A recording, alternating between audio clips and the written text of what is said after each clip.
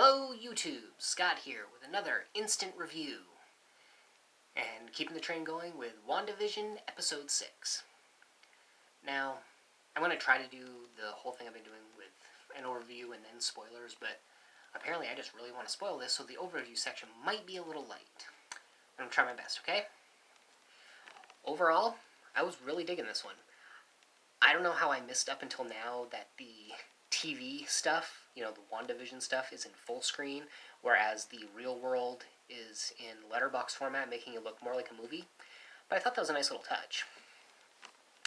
I like seeing Vision as, very worried person not knowing what's going on, trying to get to the bottom of this entire mystery that his wife seems to be at the center of. And it's good to see Evan Peters in a superhero, if not movie, TV show at least, where he's not just the guy who runs around really fast fixing things. He has more of a turn here as a loving, if somewhat irresponsible uncle, and he plays it well. And, still gotta give props to Elizabeth Olsen, playing the perfect TV mom no matter what the genre. Genre is not the right word I'm looking for. But I don't care. There's also some odd character development, in my opinion, with Darcy.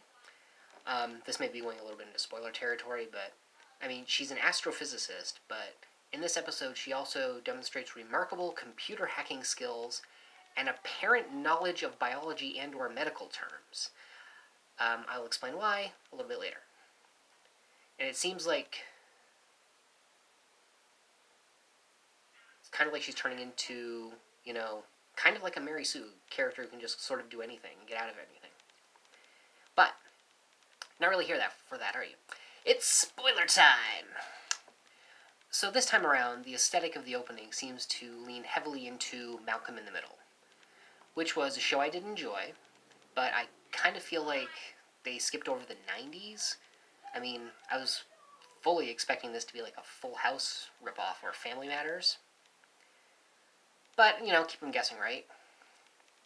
And yes, it's absolutely Malcolm in the Middle, because not only is there a wild, fast-paced opening, but, at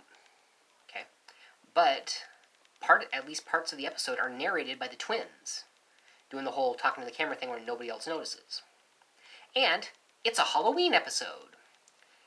In a nice little touch, all the main characters anyway, are dressed in their classic comic costumes. Wanda's got the big M on her head, and Vision is red-faced but green with a green body and a big yellow cape. It's this funny thing where Quicksilver asks if he's going as a traffic light, and Quicksilver looks more like classic Quicksilver with his hair swept back in wings and the zigzag on his blue suit. Love it.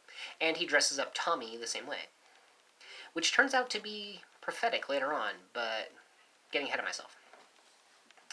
So, yeah, it's Halloween, and Vision says he needs to be part of the neighborhood watch, which Wanda didn't see coming at all, but she's fine with it because he seems to be going along with the whole thing.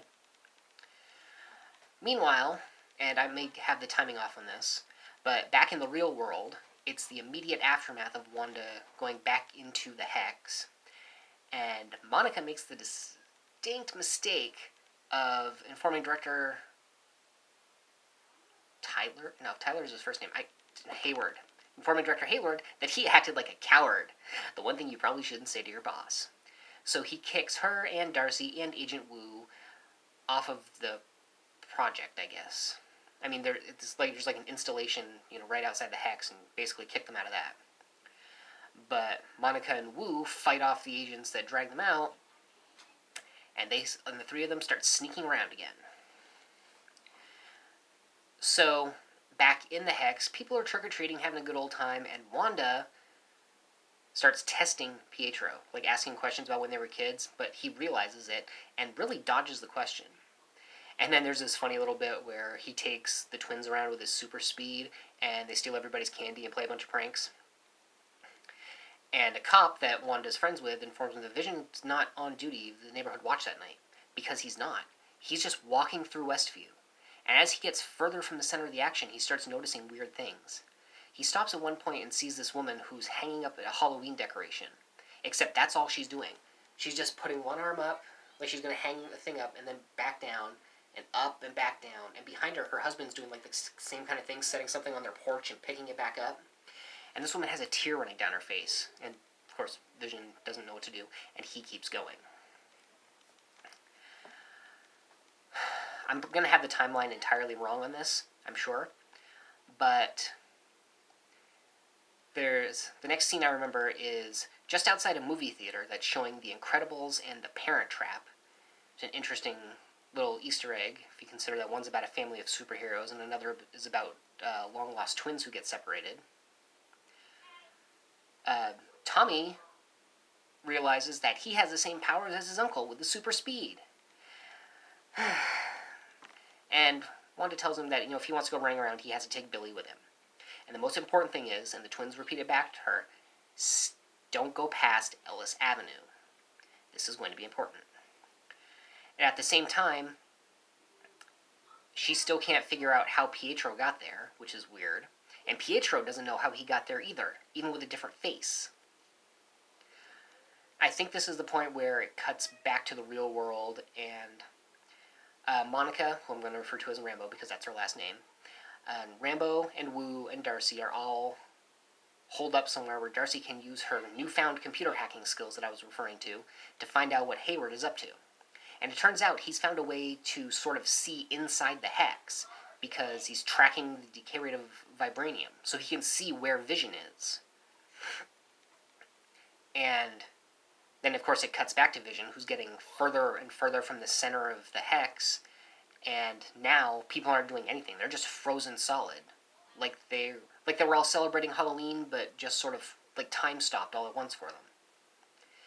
He decides to shake off his costume and fly up into the air to look around. He hears a bunch of stuff coming from the center of town, and then it gets super quiet the more he turns away from it.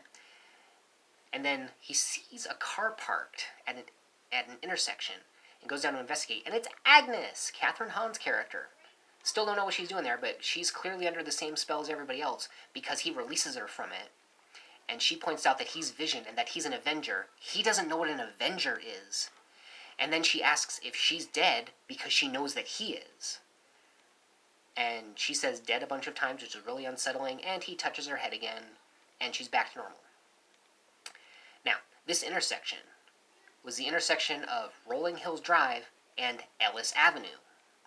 On the other side of Ellis Avenue is just a field that stretches out into nothing, and Vision starts walking it.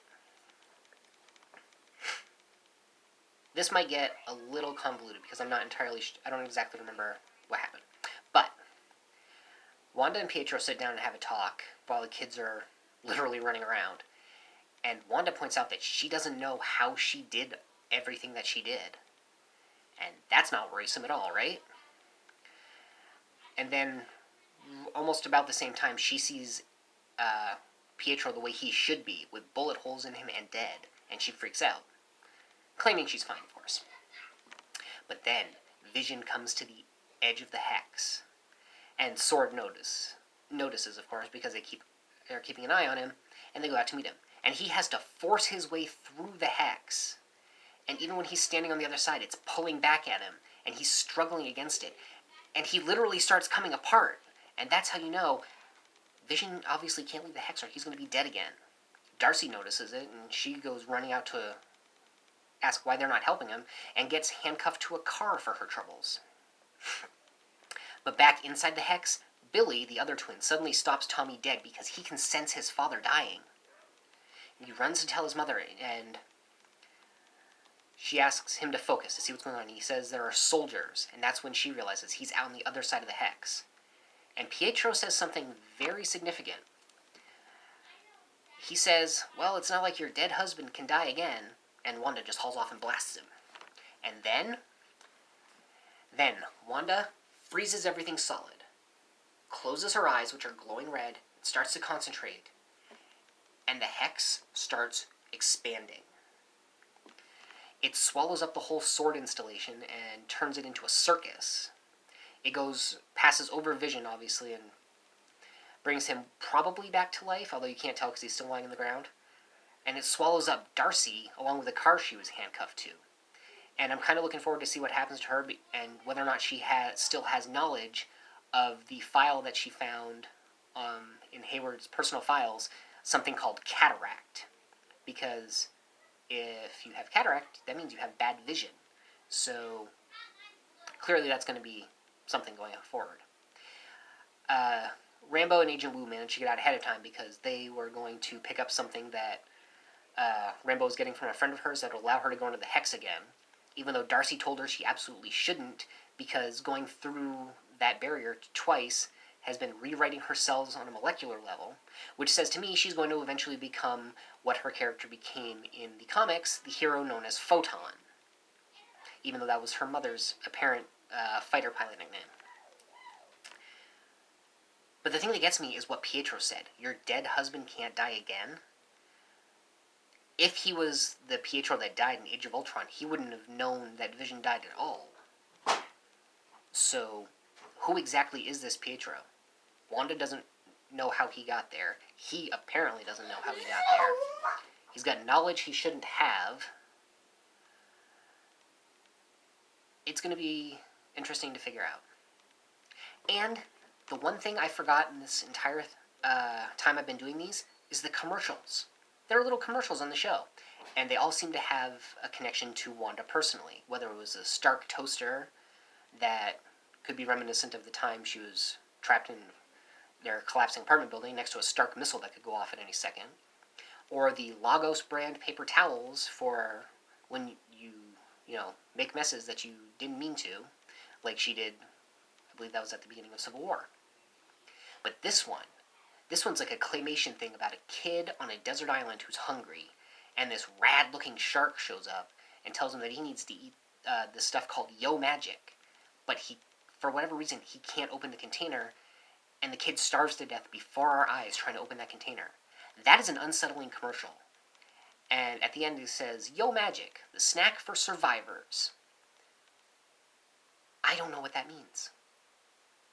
Is it possibly something about the snap? I mean, Wanda was snapped, but there were survivors, and there was magic involved. I don't know. I'm sure other people will review the same thing and form their own theories, and I'm just glad to be counted amongst them. With that in mind, I definitely urge you to watch this show if you haven't, and keep watching it if you are, because it's only getting more interesting, and thankfully they are actually answering some of the questions they're asking. So until next time, my name is Scott, and this has been an Instant Review. See ya!